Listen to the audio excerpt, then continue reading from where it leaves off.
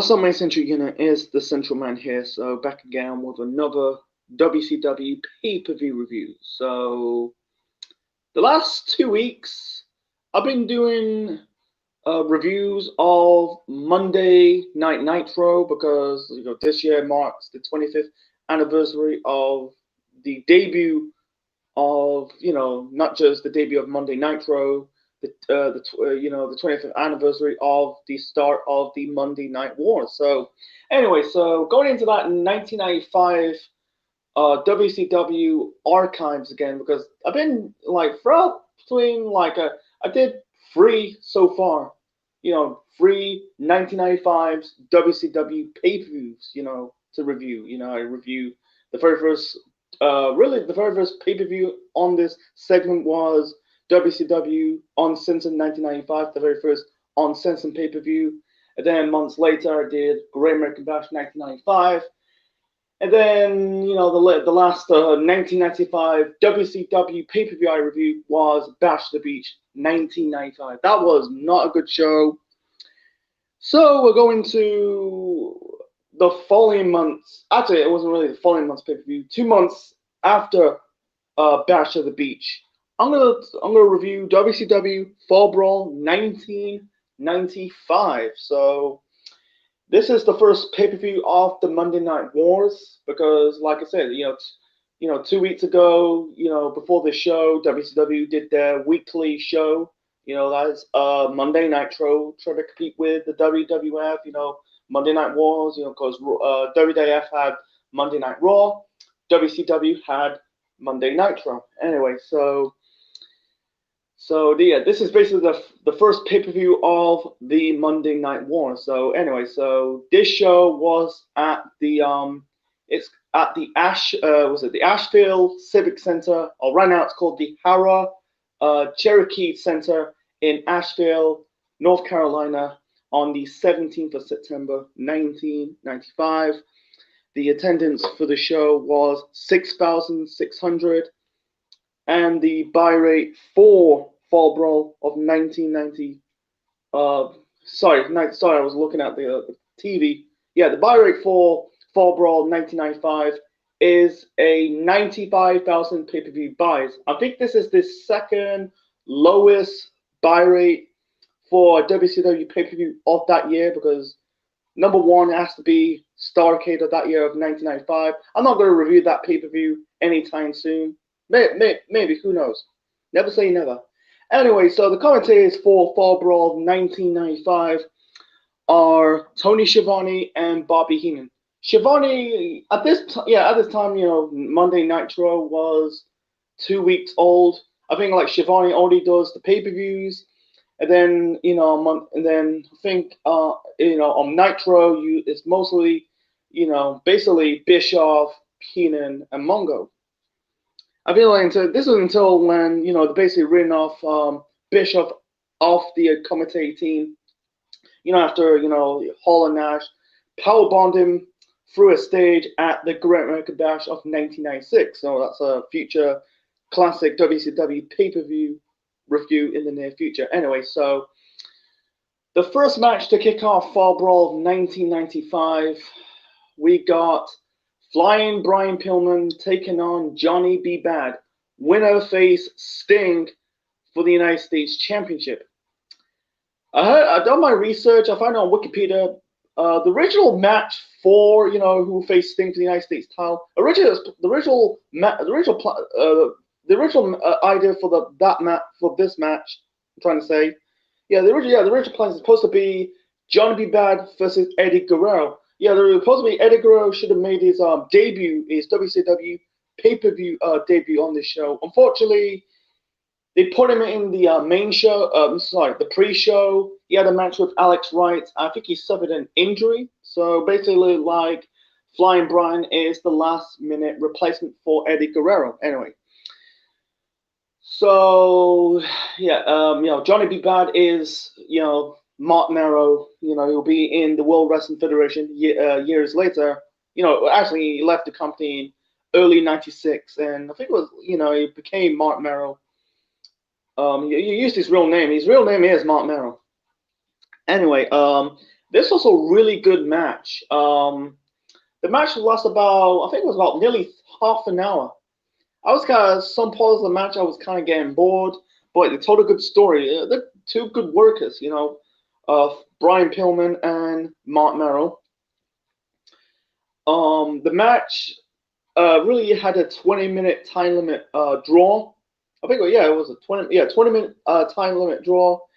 And the referee really announced there's going to be overtime. So basically, this is not, if it's a normal match, yeah, it'll be like, it's like basically it would be nothing special because Brian Pillman is filling in for Eddie Guerrero. But this is for winner gets a shot at the United States title. You know, winner gets a shot at Sting for the belt. So, you know, probably makes sense. Anyway, so really good match. In the end, both were going for like a mini crossbody, but I think Marrow kind of countered it. So Mark Marrow got the so I call Johnny B. Bad. I know it's Mark Marrow. I'm trying to say. So Johnny B. Bad got the victory. So he will probably face Sting for the United States title. I'm you know, and this was a start. I think he was kind of acting heelish. They're both baby faces. This is like, I'll explain more a little bit later about Brian Pillman. This is the last time we see Brian Pillman on this show. Really funny. Like the last Brian Pillman match in this segment was basically Alex Wright at the Great American Bash of 1995. That was a good match. And also I review his, really against Juice and Thunder Liger on the first episode of Monday Nitro, and then 2 weeks later another good match with Johnny B. Bad. And so I heard rumors this was his last true great match in his career. You know, it's very sad because 2 years later Brian Pillman passed away. Anyway, it was a good match for Pillman, but you know, Johnny B. Bad is the bad man. You know, they're good. Two good workers. So anyway, so moving on to the second match of Fall Brawl 1995. That was a good opener. After this, the show went absolutely downhill after that. Anyway, so yeah, the second match, we got Sergeant Pitbull Craig Pillman. I call him it's Pittman. Sorry. It's Sergeant Craig Pittman. Or I think his nickname's the Pitbull, taking on Cobra. I call him I keep calling him Pillman. You know, Pillman, Pittman. Because their surnames really begins with a P. So anyway, so he takes on Cobra. This was stupid. I done my research that Craig Pittman did serve for the U.S. Army in real life, or the military. So yeah, I've done my research. It's very thorough, this storyline between Pittman and Cobra. Basically like Cobra is basically AWOL, or really Pittman's AWOL. You know, this is completely stupid. I know it's before my time. You know, I was a baby back then. I'm 26.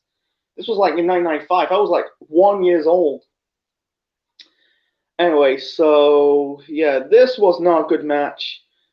Actually, it was a quick match. Actually, you had this recruit wearing like typical army gear, like camouflage trousers, t-shirts, a hat, and then you got like Pittman really sliding, really came down from the rafters. This is like later on become Sting's gimmick. You know, his early days as the Crow. And this match was basically like a quick match. Basically, Cobra had some offense. You know, you kind of Irish whip Pittman through a fucking ring post. He was going like for a move. I think he was going for like an axe handle, but Pittman got out of the way. Pittman locked in the cold red arm breaker onto Cobra, and Pittman got the victory. So this was a quick match, not a good match.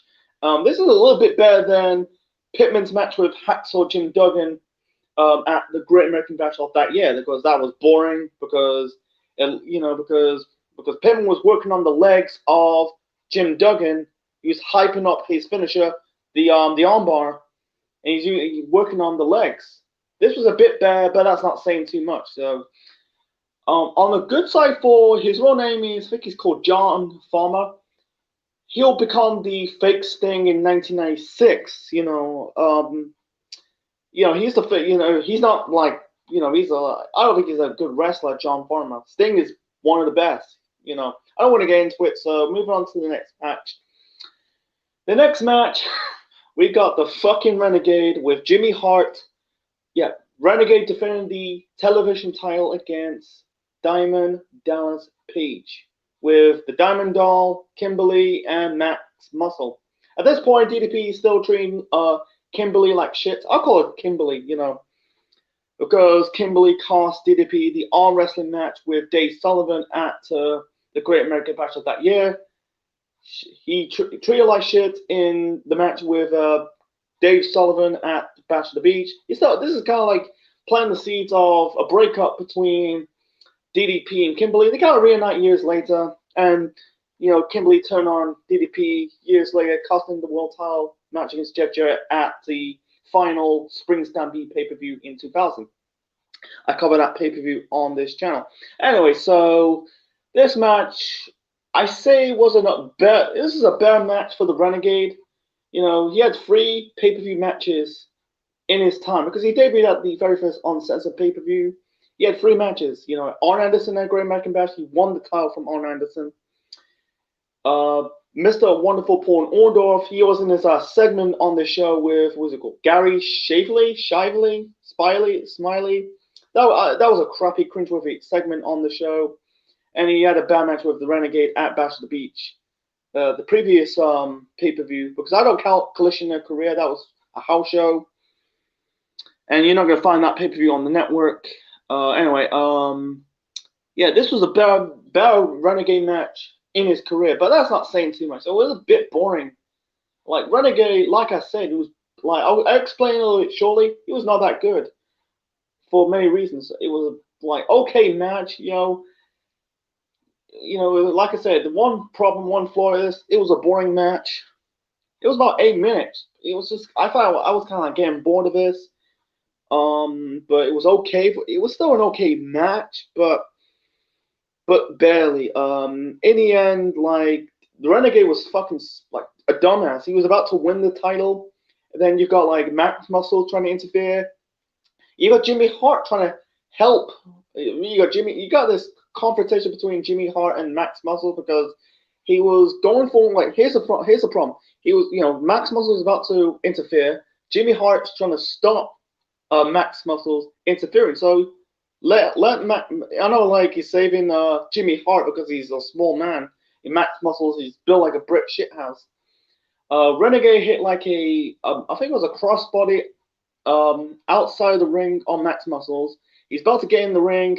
Max Muscles hold the leg of the Renegade. DDP hit the Renegade with the Diamond Cutter, and DDP beat the Renegade for the TV title.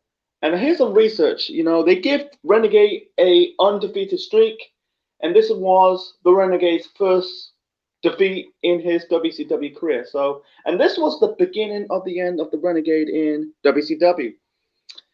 So, like I said in my previous matches with the Renegade, I said it in my, the match with Arn Anderson at Great American Bash and Paul Orndorff at Bash of the Beach.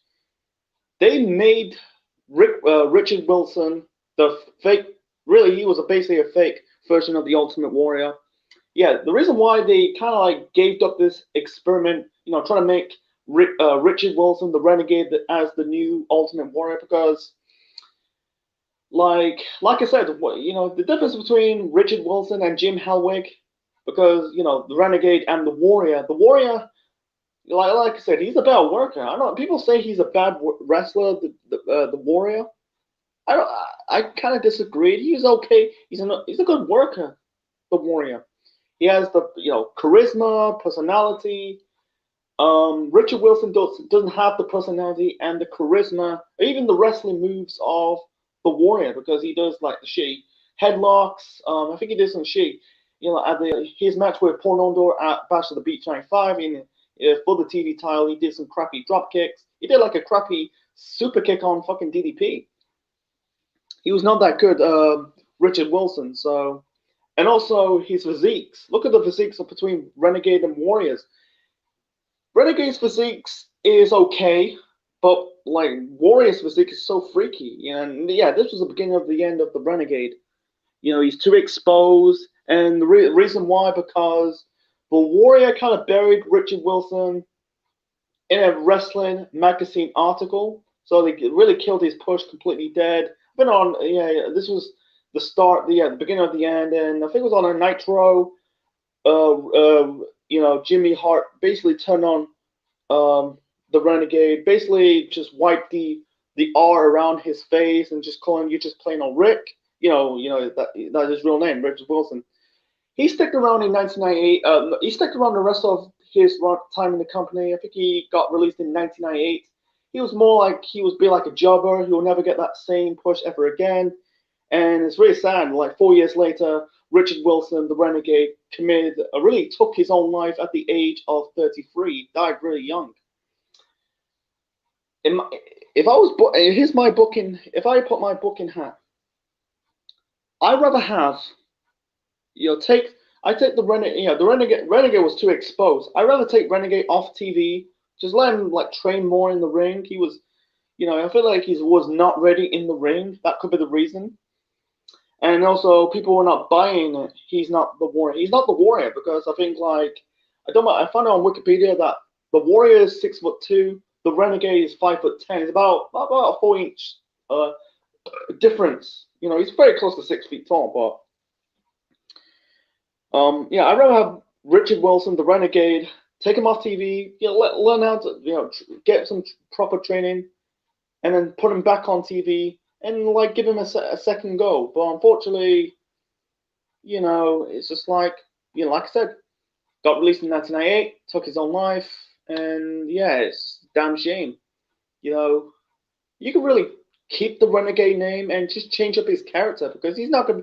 I feel like he tries too hard. They try to make him so hard as the new Warrior, and people are not buying it, and the Warrior is not buying it. I feel like I don't know. This rumors like the Warrior, Jim Hellwig will sue the company because I think everyone's like he's trying to.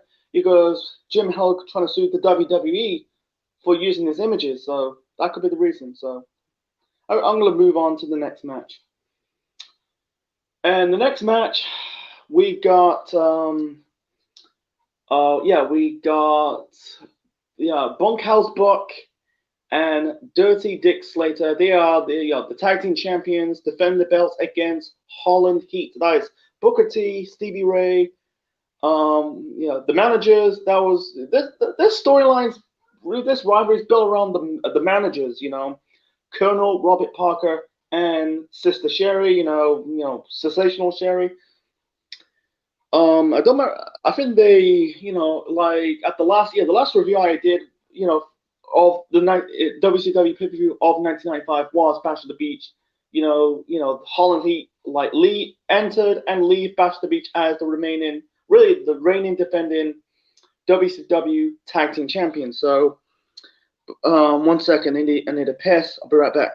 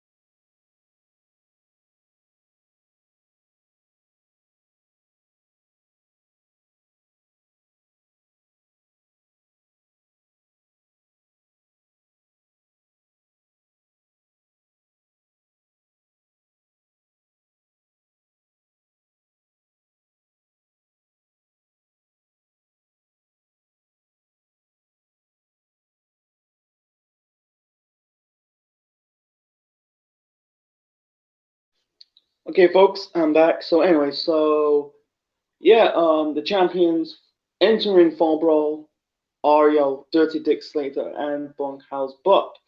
I done my research that it's very funny. Like Bash of the Beach '95 was taped. It was. I'm guessing it was.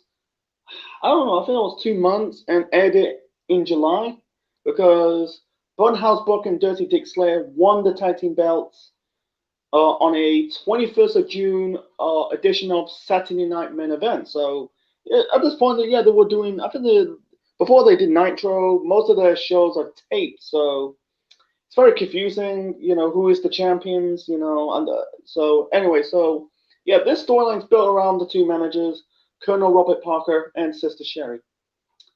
Yeah, this is their rematch from Great American Bash 1995.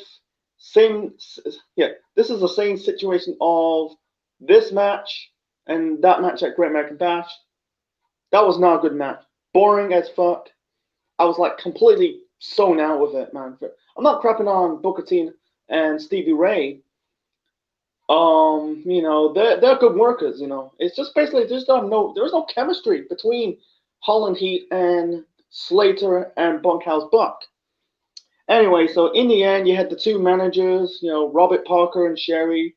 They kind of made out, kissing, and then afterward, and then you got the Nasty Boys, Jerry Sachs and Brian Knobbs came to the ring. I think one of them hit, I think it was Bunkhouse Buck, or I think it was Dick Slater or Buck in the face with a boot that allows Holland Heat win this match and retain or really regain the WCW tag team title. So yeah, not a good match. And then afterwards you got basically Sherry said about this is mind games, you know, this is planting the seeds. Yeah, this is truly games to furthering up the storyline between Robert Parker and Sensational Sherry. I think they did a wedding segment on Nitro. I think it was like late '95 and early '96. Yeah, it got forwarded by Medusa. You know. Anyway, I don't want to get into it. So this was bad. Not a good match. Yeah, like I said, the show never recovered after this. You had a really good opener, really a quick match between Pittman and Cobra. Cobra. I guess they're trying to be like the real live action Cobra without the helmet from GI Joe. I don't get it. I don't really get it, but and then you got not too bad match, an okay match between Renegade and DDP, and then really a boring tag team title match between Dick Slater, Bunkhouse Buck versus Holland Heat. Okay, and then we got Ric Flair versus the Enforcer, Arn Anderson, Horseman versus Horseman. And by the way, this is in Horseman territory. And this was in Ric Flair's hometown. Actually, it's not really hometown, but home state, I'm trying to say. So, Flair and Anderson really had their relationship. They're basically going back to the days as the Four Horsemen. There was it got formed. It was formed in the mid '80s and going into the '90s. The Four Horsemen are they're not just one of the best factions in NWA/WCW, one of the best factions in pro wrestling history. So fast forwarding in 1995. So basically at this point, Flair kind of really treat Arn Anderson like shit. Basically letting Arn do Ric Flair's dirty work. So basically leading Arn Anderson hung and dried. So they're kind of like bickering, arguing, and then on the debut episode of Nitro, and Flair's match with Sting for the United States title that ended the DQ. Anderson just tired of Ric Flair's shit and punched him in the face. That led up to this match at Fall Brawl 1995. So anyway, so they kind of like they still had mutual respect. So basically, this is like plan to see. They kind of built. They've been built around since I'm guessing the spring and the rest of the summer of 1995. This rivalry. This was a mini rivalry between Flair and Arn Anderson. because at the time Flair was feuding with Randy Savage. Anyway, 1 second. Anyway, yeah, in this match, this was good. It's a really good match between Flair and Anderson. You had mostly wrestlers were watching the match. You had Brian Pillman, you got Eddie Guerrero near the crowd watching this match. You got the American what's it called? American males. That is Scotty Riggs and Buff Bagwell. This is the time Buff was Marcus Bagwell was doing the Buff gimmick. I think he's still doing his gimmick to this day. And also Colonel Robert Parker without Sherry. This was really good techno style wrestling. Both really good. Actually, for Flair's got. I think people criticize Ric Flair's wrestling throughout the decades because he does like the chops and the figure four leg locks and basically like the with the leg, basically working on the leg, on his opponents to set up the figure four leg lock. But this was a good match between the Battle of the Horsemen, Flair and Arn. Like I feel like some bulks of the match, Arn was working on the arm of Ric Flair, and then minutes later of this match, Ric Flair basically working on the leg of Arn Anderson. I feel like one more of the match he locked Arn Anderson with the figure four leg lock. I feel like he did a suplex on Arn Anderson. Ric Flair, like he never does big power moves. Ric Flair, like the one notable. This is like a decade later. This was in his feud with Triple H. He picked up Triple H. Triple H was about 280, 270, 280, and Ric Flair's about he was in his 50s in '05. He's in his 40s back then, but when he picked up Triple H, that was remarkable because Ric Flair doesn't really do a lot of big man moves, but it was very rare. But in the end, you had Brian Pillman came out of the crowd trying to interfere. Trying to hit Ric Flair in the face, but Flair hit him back. I think not Arn Pillman kind of hit Flair with an Izagiri. Arn Anderson hit Flair with a DDT to win this match. And this was kind of planting the seeds of the reformation of the Horsemen. Basically, like you can tell, this is the beginning of the start of Brian Pillman as a heel. He'll become the loose cannon. Do the whole stuff with Kevin Sullivan. Like I respect you, Booker Man, and they do that. He only appeared in ECW. He appeared at the CyberSlam pay-per-view. I covered this channel. I covered that pay-per-view. Actually, it wasn't really a pay-per-view. It was a supercard on that channel months ago, and then he had to run in the WWF. So it was the beginning. It was the beginning of Brian Pillman. It's a good win for Arn Anderson. In my opinion, this was the biggest win in his career. He beat the man Ric Flair. It's a damn shame. It's a really damn shame. I said to myself, it's a really damn shame. Like Arn Anderson never got a proper singles run. Basically, I wish they did that. Test the waters. Unfortunately, they never did that. Arn Anderson is a good wrestler. Like out of the Horsemen, I'm talking about the original four Horsemen, alongside the former world champions or later on become world champions of that group. Like Flair is the champion. Then later on, you had Luger won the world title, who was a former Horseman. Then Barry Windham, and then you got fucking Sid.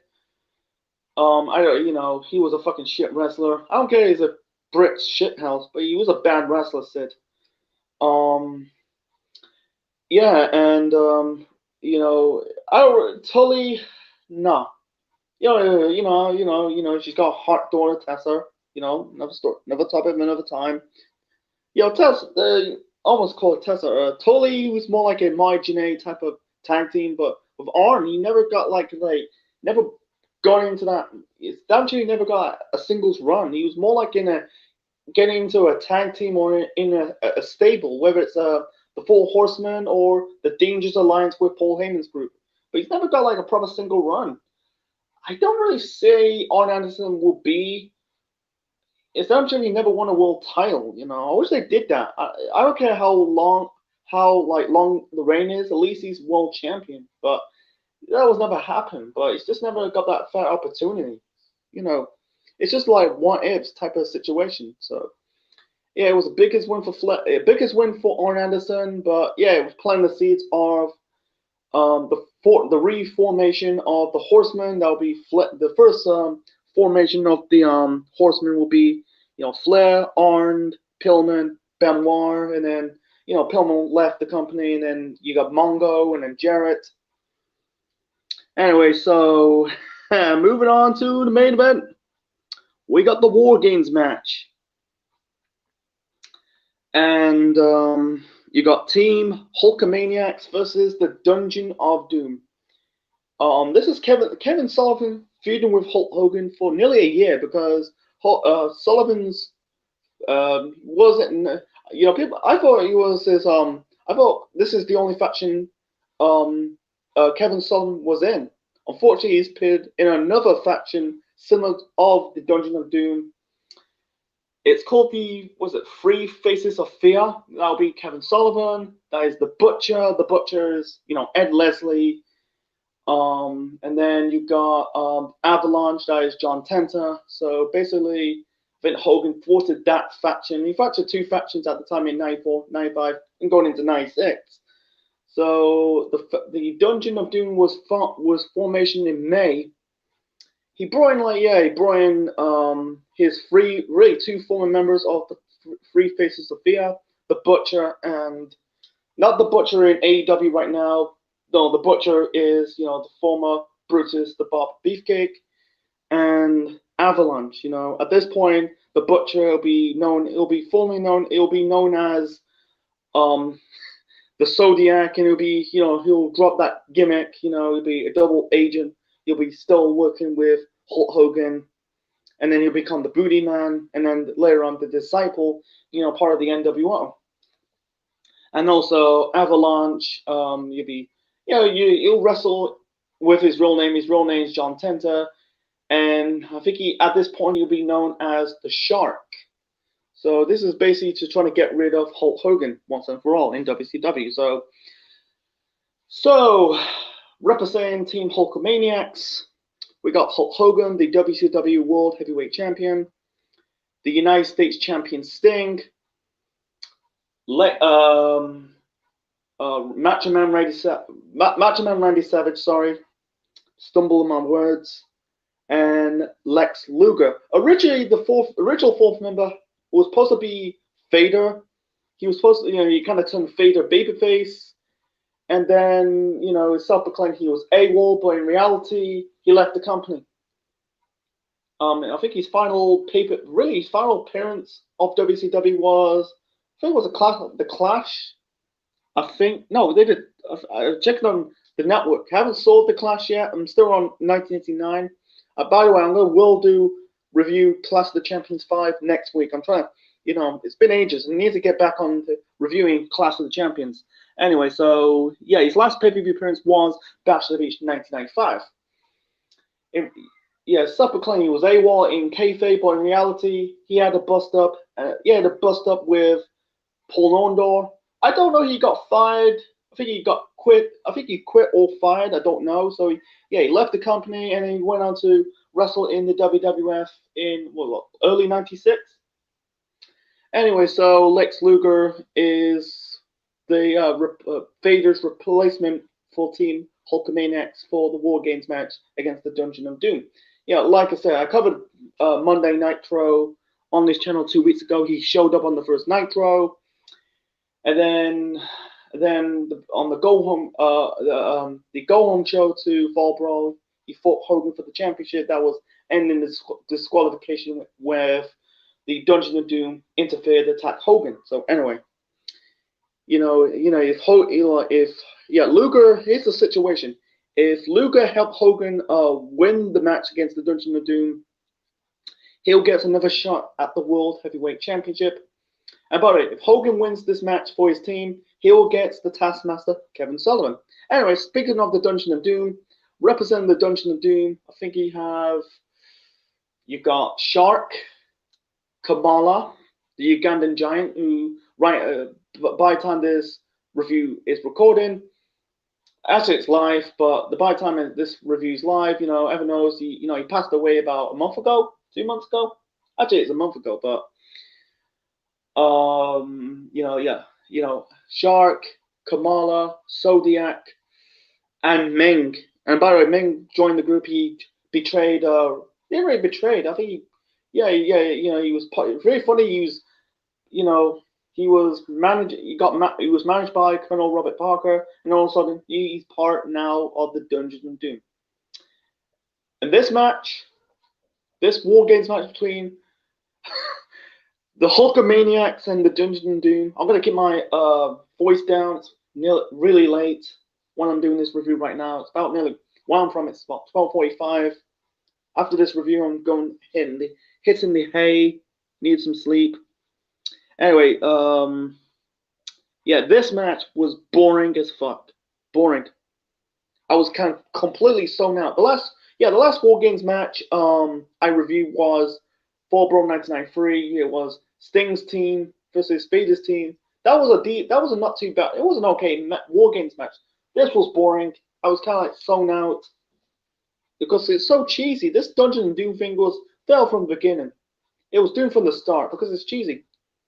Because they're trying to do the. It's like I can see it. I think like old school fans and I can see that the WCW were trying to recapture the magic of the WWF golden era, the Hulkamania era of the 1980s, and trying to do it in mid 90s WCW. It completely bite WCW in the ass. I can see it in a mile away what they're doing. It was boring. Yeah, very boring. I was like falling asleep. I was like, in the end, you had Hogan basically made the Zodiac submission, really submit, and Hulkamaniacs won this match.